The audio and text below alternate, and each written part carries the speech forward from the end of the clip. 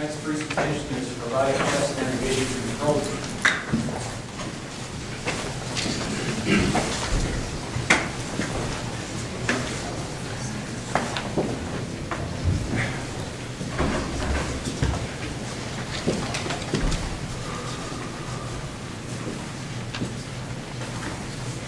Good afternoon, my name is Nick Walker, and this is Colin Curtis, Andrew Seor, and Ben Nilsson, and together we're the Robotic Chess Navigational Control Team. Our main goal is to develop a large-scale chess game that will reflect the movements of a virtual chess game. This is a multi-team effort, so there's a mechanical engineering team designing the mechanical robotic chassis, a computer science team that's developing the virtual game that you play on a web-based platform, and our team is taking the moves in the virtual game and translating them to mechanical robot, so the robot is actually on the correct square. So some of the main things we worked on this semester are the movement algorithm, which Colin Curtis focused on.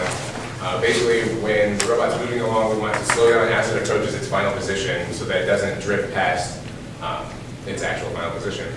We actually implemented this in MATLAB, and you can see right here the actual diagram is showing that.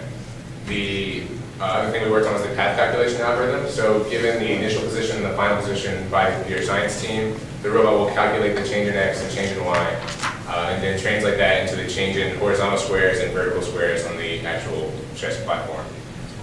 It was Andrew Seor from Colin Curtis that worked on that portion. And then Ben Nilsson, Andrew Seor, and I all worked on our sensor sampling. Right now we have two reflectance sensors that detect the differences between a light surface and a dark surface. And using these, we're detecting the threshold as we change from a white square to a dark square, or vice versa. We're also using a compass sensor so we can detect how far we've rotated, so we can actually do the 90-degree rotation and hopefully implement a 45-degree rotation so we can then move diagonally on the board. We actually right now have a working prototype that is capable of moving a designated number of squares in a straight line. We're still trying to refine our compass, which is one of our future implementations.